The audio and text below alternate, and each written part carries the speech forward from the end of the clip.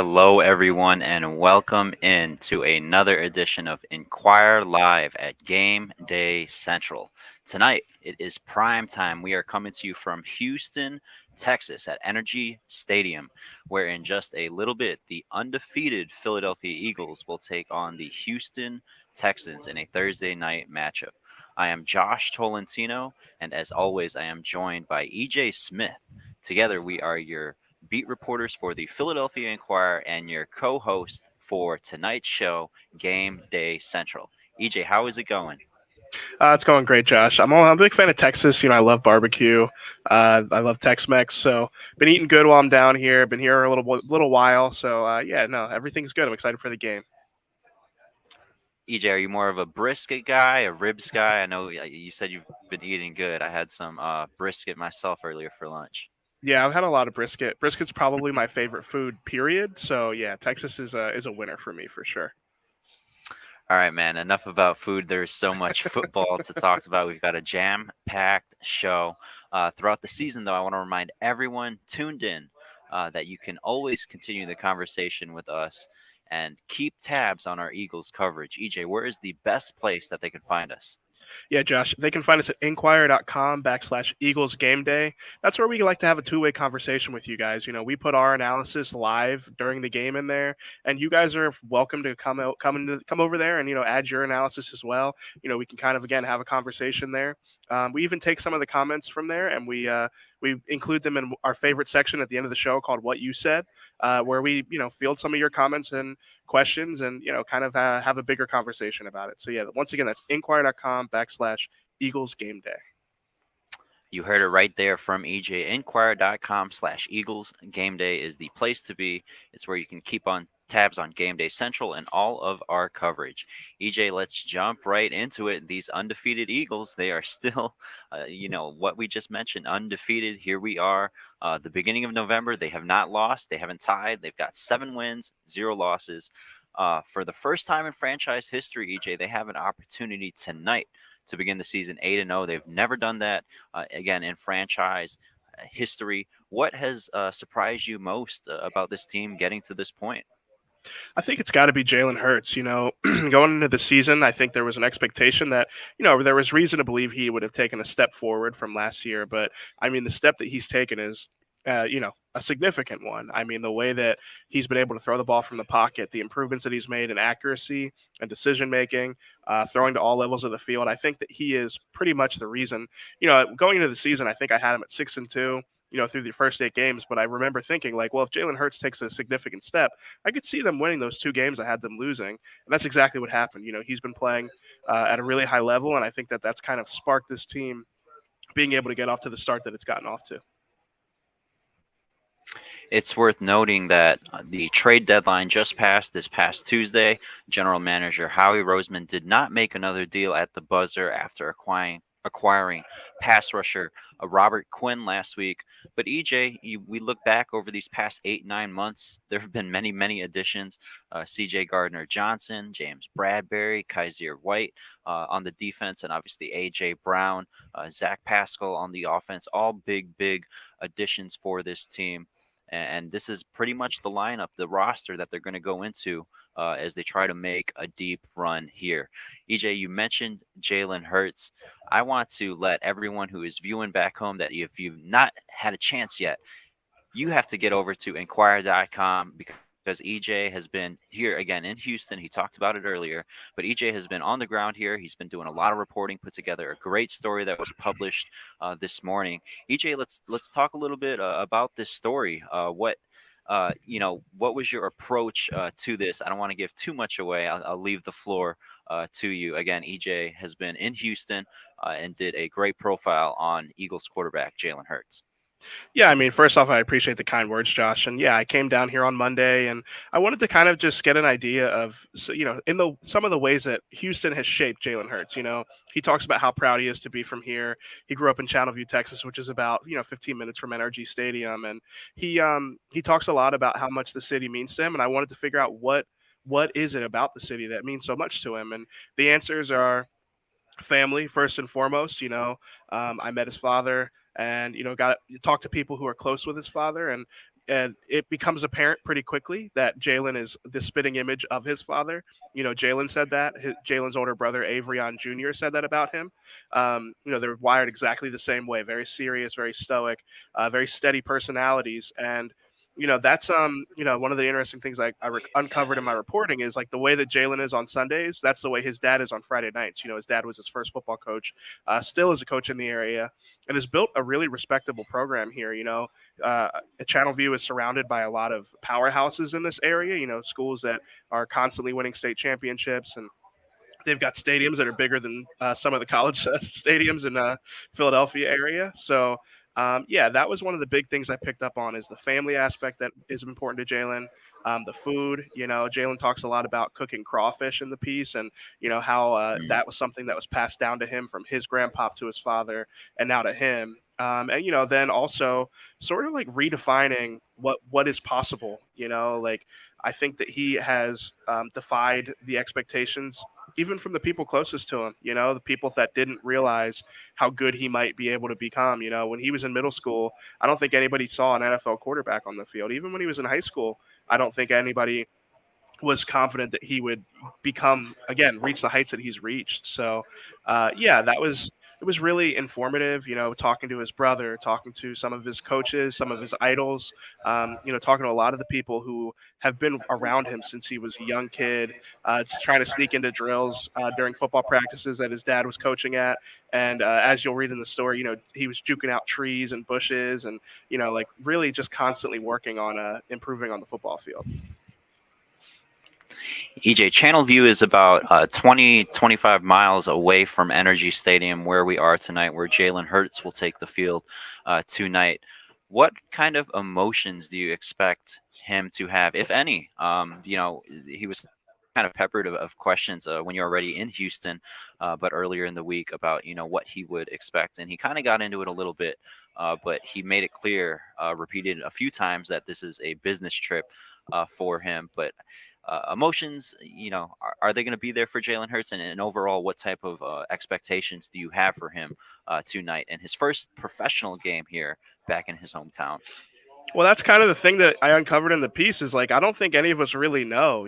I mean, even Jalen's older brother Avrion Jr. told me like, he's my younger brother, and I don't know what's going through his head sometimes because of his demeanor. This very flatline, stoic demeanor. So, I mean, you got to kind of take him at his word. If he is going to be experiencing emotions, I don't think that they'll manifest themselves in any reaction, any expression.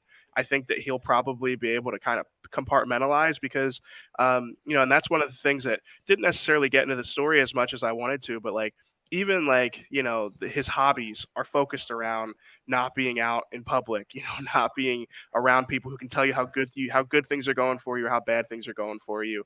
um, I think that if he is going to be experiencing some excitement or nervousness, I don't really know. I mean, there's going to be probably a couple dozen of his friends, family, and former coaches here tonight. I don't know if it's really going to be something that you'll be able to pick up from him because he kind of has built his entire persona around not letting people into that type of stuff. And again, before we move on from this specific topic, EJ, there's another sport going on back home in Philadelphia. Obviously, the World Series is happening right now. Jalen has caught a lot of flack over the past couple of weeks about a old outfit that he had during his rookie season, him in Astros gear. Did Jalen make it clear to you who he's rooting for in this World Series, where it's a kind of a conflict for him? Yeah, I mean, he talks about how Philadelphia is his new home. He's figured out a way to get the, East Houston crawfish shipped to the Philadelphia area so he can cook them up there. He really has made strides to make the Philadelphia area kind of like the second home for him. And yeah, I mean, I think he's rooting for the Phillies. I think there's a little bit of him that I think is, very faithful to the Houston area, but maybe not the teams of Houston. I mean, he knows by now. He was around Alabama fans. He was around Oklahoma fans for a short time. I think that experience at Alabama, that's another thing that I picked up on through my reporting for the story that maybe didn't make it in, is that experience at Alabama really was kind of formative for him. You know, just kind of being around crazy fans, fans that are even maybe a little bit more intense than Philly fans. Those Alabama fans, you can't lose a game. So, yeah, I think that he's smart enough to know by now if he is rooting for the Astros, not to let people know. And there you have it. I think he's rooting for the Phillies. He's developed Yeah. relationships with Bryce Harper. He talked about Gene Segura the other day. He kind of gets the temperature of the room up there in Philadelphia that he's all in. And as he's told you and others, this is his new home, as he puts it. And again, a great story by EJ on Jalen Hurts. If you haven't had a chance to check it out, go over to Inquirer.com. You can check it out before the game, maybe at halftime. Just make sure it's on your to-do list on that to make sure you get that read. Because again, a great story here as EJ has been in Houston the past few days. EJ sticking around with Hurts and more so back to the football field. Career high 4 passing touchdowns to him. Career high 3 receiving touchdowns by AJ Brown this past game. It's a quick turnaround for this team. Focusing, I guess, on these past 3-4 days, what are some things that the Eagles have done to kind of accelerate the recovery process and really just getting prepared for this Houston Texans team? Well, the first thing that I noticed before I left for Houston was when I went in the home locker room after the Steelers win. They've got bikes, they've got Normatec compression leg sleeves, and they've got massage tables everywhere. That's something I've never seen in the Eagles locker room before. I talked to some of my colleagues who have been around longer than me, and they had never seen it either. I was kind of teasing some of the players on the bikes. I was like, I mean, like if I could get a massage or I could, lay there with the compression leg sleeves, I would not be on the exercise bike, especially after playing a football game.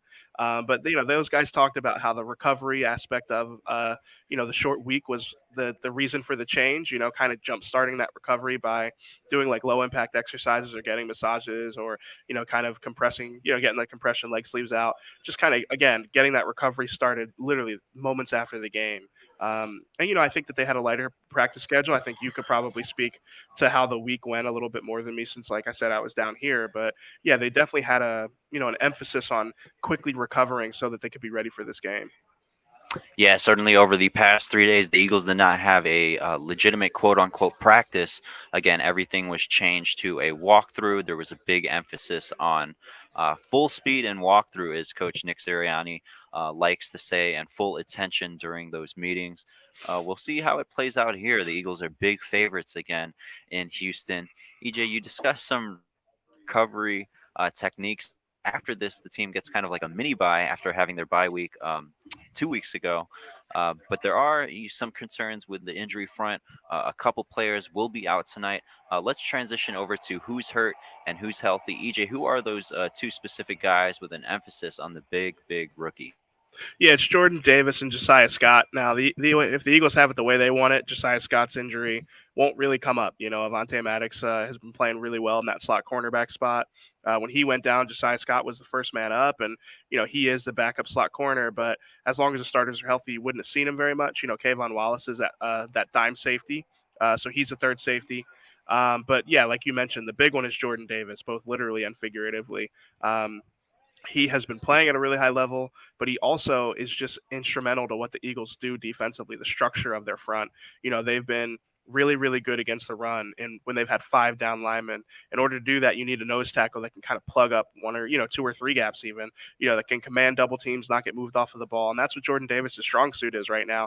As he develops as a pass rusher, as he develops as a 3 technique and a 4 down front, his strength has been clogging up the middle of a defense. With him, he went on IR this week with a high ankle sprain that he suffered against the Steelers. NFL Network reported that he's expected to miss 4 to 6 weeks. That's going to be a big thing to monitor over the next couple of weeks.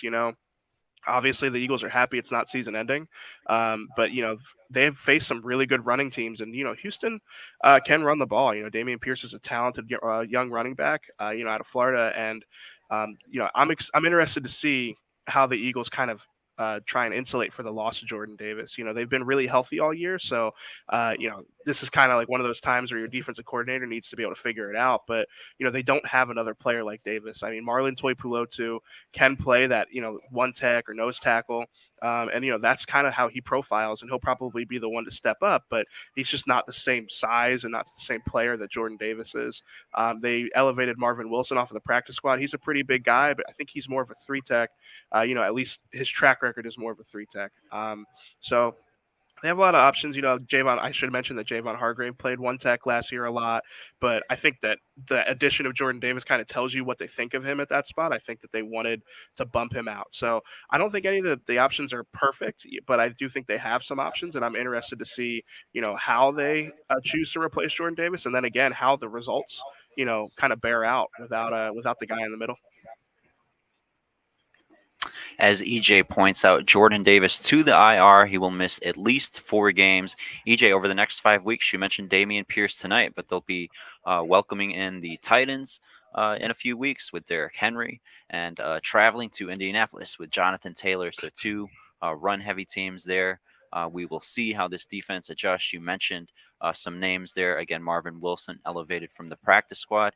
EJ, on the Texans front, we spoke about the Eagles missing 2 players, including a key player here in Jordan Davis.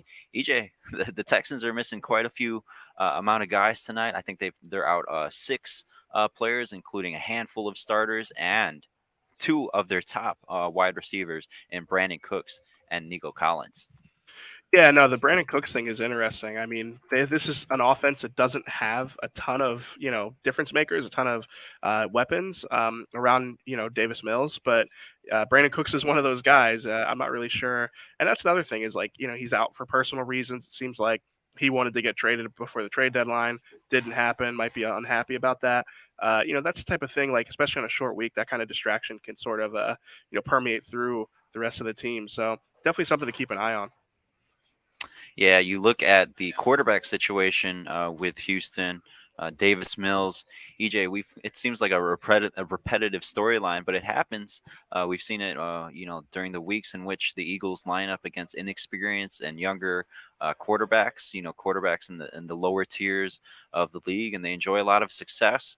I think there will be some turnovers for the taking tonight. What's your expectation in regards to the defense and Davis Mills? No, I'm with you. I mean, Jonathan Gannon's defense has, we've started to pick up on some trends. Some of the things didn't carry over from last year to this year. With all the personnel changes. Like last year, I feel like really good quarterbacks really took advantage of Jonathan Gannon's defense. They haven't faced a ton of like elite quarterbacks yet, but the results early at least have been kind of more favorable in that regard. But that said, like, the inexperienced quarterback thing has been the case his entire tenure. I think the way that they run the scheme, it's just they have an advantage against those guys, and especially this year, they've got the difference makers. They've got playmakers who can capitalize on poorly timed throws or inaccurate throws, or they've got a better pass rush who can. Especially like a guy like Hassan Reddick, who has a nose for the ball, and Robert Quinn also has a nose for the ball. So I think you're right. I think that against an inexperienced quarterback, especially one without a ton of talent. And then, if the Eagles get out to an early lead, he's going to have to throw the ball a lot. I do think that this could be another high turnover game for the Eagles defense. Safety C.J. Gardner-Johnson tied for the interception lead in the NFL. I believe he has 4. Again, a very formidable secondary there with Darius Slay, James Bradbury, Avonte Maddox, and then C.J. Gardner-Johnson and Marcus Epps on the back end. Some opportunities here tonight for that secondary. EJ, let's transition over to what you said.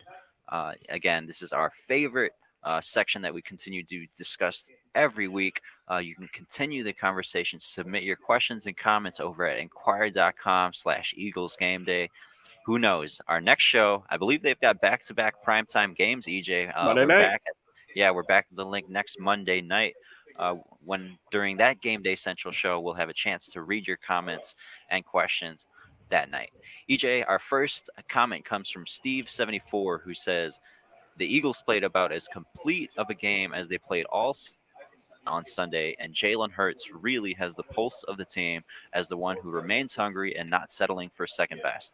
EJ, we've talked a bunch about Hurts earlier in the show, but for this specific comment, one thing that stuck out to me, again, you were here in Houston, but on Tuesday I spoke with A.J. Brown, and he told me there was a moment after the game on Sunday. I don't know if it occurred on Monday or Sunday night, but he went up to Jalen and he was like, he kind of told him to relax and to enjoy the moment. You just threw a career high 4 touchdowns, you only rushed twice, you're silencing the haters, et cetera, et cetera. As you've discovered, that's kind of how Jalen is. I mean, he's just always focused on the task at hand. He's a man of I don't know if you want to say little words, but I mean he's very philosophical and his thinking, very mature in regards to that approach, considering he's 24 years old. But Steve 74 kind of hits it right on the hammer of Jalen remains hungry, not settling for the second best. Yeah, I mean, not to keep harping on the story, but one of the things that talking to people around him, his goal is to be the best version of himself that he can be. And I was talking to his brother about this, and it's like he doesn't want to win a Super Bowl, he doesn't want to be an MVP, he doesn't want to get a huge contract extension. And it's like all that stuff comes if he's the best version of himself. So you're right, he's very philosophical, and I think that that's kind of what some teams when they go undefeated, it's like at this point in the season, they might overlook an opponent. They might kind of get a little bit too big for their britches. And I think that Jalen and the experiences that he had kind of, going through that in college, I think that he is kind of like in a place now where he doesn't overlook opponents. He doesn't take things for granted. And I think that that does kind of set the tone for the rest of the team. It's why, it's hard to pick opponents that are like, way less talented than the Eagles in a situation like this, because it's like, I don't think that they're going to overlook the Texans tonight, because I think that Jalen Hurts won't let them. You remember a couple of weeks ago, he was like upset with the media for not asking about the Arizona Cardinals defense. It's like, he seems to find the talent on every team that he goes up against, and doesn't take it lightly. I think that that's a Sabanism. I think it's a Belichickism. And I think, it's a wisdom that he definitely has taken from some of those coaches. Our next comment comes from Louis Gell, who says James Bradbury has arguably been a top 10 cornerback in the NFL so far this year. C.J. Gardner-Johnson's leading the league in interceptions, and Hassan Reddick has been one of the team's top best pass rushers. All three definitely important additions. EJ, I spoke about this earlier about how the Eagles didn't make another trade at the buzzer this past Tuesday. But these three names, in addition to guys like Kaiser White, among others, they're a big reason, why this team has reached this point. We speak about what Jalen has done, the improvements he's made, just the addition of the personnel that he's also benefited from being teammates with. Very big reasons of why the Eagles are undefeated and playing at such a high level. Yeah, and I mean, some of those signings are easier than the others, but they're all smart moves. I mean, Hassan Reddick was a guy that, I mean, he was available. Anybody could have signed him. James Bradbury, same thing. I think that part of it was they viewed the Eagles as an opportunity to win and an opportunity to, at least in James Bradbury's in James Bradbury's case, an opportunity to play in a defense that suits his skill set really well, and then hit the market again. So, Chauncey Gardner-Johnson was obviously a trade, but another smart trade, didn't cost him a whole lot, and he's been playing really well. Those interceptions are a little bit tip drill. A lot of those are other guys kind of getting their hands on the ball. But listen, he's catching them. He's in position to catch them, so you got to give him credit for that. So. All right, EJ, let's transition over to predictions. But right before that, let's get some final thoughts from our colleague, a veteran beat reporter, Jeff McClain.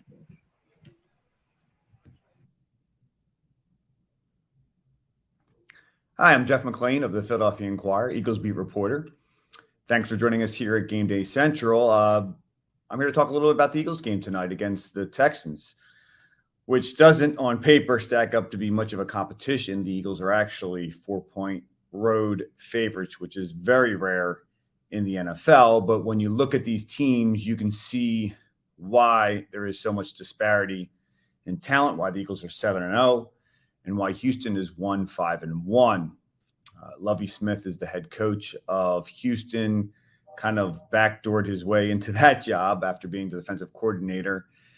And there isn't much talent really on this team as they undergo yet another rebuild. There are a few guys that I guess you could say the Eagles should be wary of. Dameon Pierce, the rookie running back, has had a nice first year, and against this Eagles defense, which can sometimes be susceptible to allowing yards on the ground, that could be an area of concern, especially with Jordan Davis out. The nose tackle suffered a high ankle sprain on Sunday and is going to be out for at least 4 weeks when the Eagles placed him on injured reserve on Wednesday. So that creates quite a hole in the middle of that five-man front, which has done a fairly good job at stopping the run. Javon Hargrave, who pretty much filled that role last year, will be the likely replacement On early downs, you should see a little bit of Marlon Tuipulotu also in that spot. But those guys don't have quite the size of Davis, and he's been pivotal in the Eagles' kind of usage of that scheme. It really allows for Jonathan Gannon not to take from the back, and now he may need to do that to fill that box and to stop Pierce. So if you see Houston, stay committed to the ground game, that could pose some problems for the Eagles defensively. On the other side of the ball, Houston has a few good players, outside cornerbacks. Old friend Steven Nelson's there. He's had a solid season. And Jerry Hughes, the edge rusher, he's always someone that you have to be concerned about. But Jalen Hurts, as he returns to his hometown of Houston, he's never got the opportunity to play at an NRG Stadium. This will be his first chance, and he's excited about it. I expect him to have quite a day. I mean, last week he may have had arguably his best game of his career as the Eagles really put the screws to the Steelers and won convincingly against a team that is also struggling. So, in my opinion, I feel like this is a game that the Eagles should win handily. I think they'll actually cover the spread. I believe I predicted 31-13, which is a pretty handy win. Last week I spoke about, or at least the last game I spoke about, how I feel this team is kind of starting to resemble a little bit of that 2017 in terms of, at this point, this is when you started to see how strong that team was, because they really took care of weaker opponents. And that would be the case here. This is a weaker opponent, and the Eagles need to take care of business here. Obviously, Thursday in this case, adage always applies, and you never know what Houston can do on any given week if the Eagles especially have a down week. But I don't think this team, being in the locker room now for over a couple months and being around this coaching staff, I don't think they're going to overlook the Texans, and I see them moving to 8-0 for the first time, I should add, in franchise history. Thanks again, and now back to Game Day Central. We appreciate our colleague Jeff McClain for providing his thoughts on tonight's game. EJ, let's get your thoughts. Give me a key player to watch out for. Yeah, so I had 27-10 in this, I guess, today's edition of the Inquirer. I would, give me AJ Brown again. Honestly, I feel like he's kind of rolling right now. I think that the Eagles will have success through the passing game. I think they'll probably be able to run out the clock for most of the second half. Maybe I'm taking the Texans too lightly, but they just have such a decided talent advantage. Thursday night games can be weird. Sometimes they kind of yield results you wouldn't expect. The short week can kind of be the great equalizer. But again, I just feel like, kind of what Jeff said, like, the feeling in the locker room with this team, they sort of just don't seem to get caught up in that type of stuff. So I had 27-10. I feel like this one will probably be decided going into the second half. People can kind of peek at the Phillies game. Even like the diehard Eagles fans can kind of keep an eye on what's going on in Game 5. So yeah, that's what I went with. EJ goes 27-10 with AJ Brown as his MVP. EJ, I believe in today's edition of the Philadelphia Inquirer, I went 34-10 in favor of the Eagles. In regards to players to watch out for, give me two, Miles Sanders and Dallas Goedert. The reason for that, specifically, these Texans linebackers are really one of the worst groups in the league when it comes to linebacker corps. I think that is a big part of the field that Nick Sirianni can expose, along with offensive coordinator Shane Steichen. Again, Dallas Goedert there in the middle, and then running the ball there with Miles Sanders. Two guys to watch out for. EJ, you said AJ Brown. We kind of talked about defense earlier, but give me a defensive player to watch out for before we wrap it up. Give me Hassan Reddick. Davis Mills, your young quarterback, probably hanging on to the ball a little too long. Give me Hassan Reddick with a couple sacks, maybe a strip sack today. All right, your players to watch out for again: AJ Brown, Dallas Goedert, Miles Sanders, and EJ adds on Hassan Reddick in tonight's matchup between the Eagles and Texans. EJ, it is time to wrap up. It is almost kickoff time. It's almost football time here on Prime Time. I want to thank everyone for tuning in to Inquirer.com/Eagles Game Day. Inquire live at Game Day Central. That is the place to be. Make sure you follow us on that link throughout today's show, throughout the entire season. Who next show will be back on Monday night, back in Philadelphia when the Eagles host Washington. We'll have a chance to read your comments and questions on Inquirer Live at Game Day Central. EJ, these Eagles have an opportunity to go 8-0 for the first time in franchise history. How are you feeling before we run this one out? I'm feeling good because I didn't have barbecue today, so I have some energy into the evening. So yeah, I'm feeling good about it. All right, we're going to get wrapped up here as the Eagles just came out. Jalen Hurts is flinging the ball downfield. Again, thank you so much for tuning in to Inquire Live at Game Day Central.